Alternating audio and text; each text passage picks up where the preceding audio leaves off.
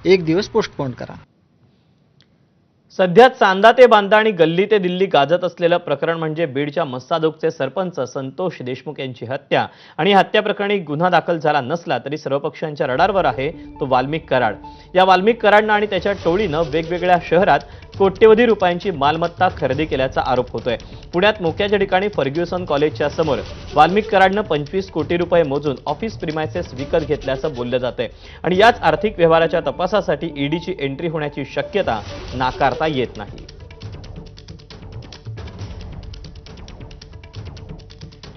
पुण्यातील फर्ग्युसन महाविद्यालयाच्या समोर असलेल्या इमारतीत वाल्मिक कराड आणि टोळीनं 25 कोटी रुपये खर्चून 6 ऑफिस विकत घेतल्याचं बोललं जातंय।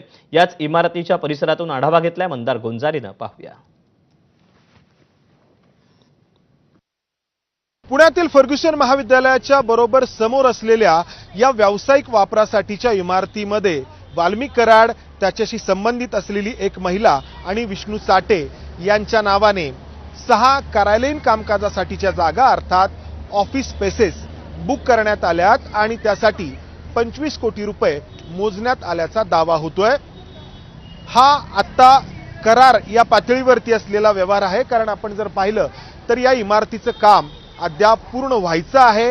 हे काम पूर्ण झाल्यानंतर खरेदी विक्रीचा व्यवहार होणार होता, मात्र त्याआधीच संतोष देशमुख यांच्या हत्येनंतर वाल्मिक कराड आणि त्याच्याशी संबंधित लोकांच्या मालमत्तांची माहिती जेव्हा समोर येऊ लागली तेव्हा पुण्यातील फर्ग्युसन महाविद्यालयाच्या समोर असलेल्या या इमारतीमध्ये वाल्मिक कराड आणि विष्णू साठे आणि त्यांच्याशी संबंधित एका महिलेनी 6 ऑफिस स्पेसेस बुक केल्याचं सांगितलं जातंय।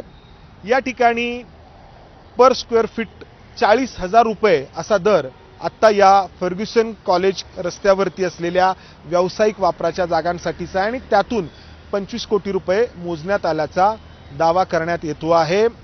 वाल्मिक कराड आणि त्याच्या टोळीची पाळमुळं परळीमध्ये आहेत, बीडमध्ये आहेत आणि या मुळांचा आधार घेत या टोळीने मुंबई, पुण्यासह इतरही अनेक शहरांमध्ये त्यांची अशी व्यावसायिक साम्राज्य उभारली आहेत आणि ही व्यावसायिक साम्राज्यच त्यांच्या दहशतीला आर्थिक पाठबळ देण्याचं काम करतायत। वर्षानुवर्ष, पिढ्यानपिढ्या हा जिल्हा ऊसतोडणी करणाऱ्या मजुरांचा जिल्हा म्हणून ओळखला गेलाय।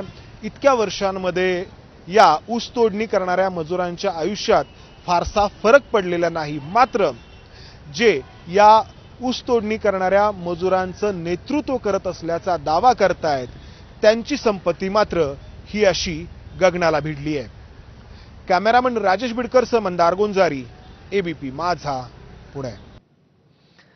मस्साजोगचे सरपंच संतोष देशमुखांच्या हत्येला 35 दिवस उलटूनही कृष्णा आंधळे नावाचा आरोपी फरार आहे। शिवाय खंडणी प्रकरणी अटकेत असलेल्या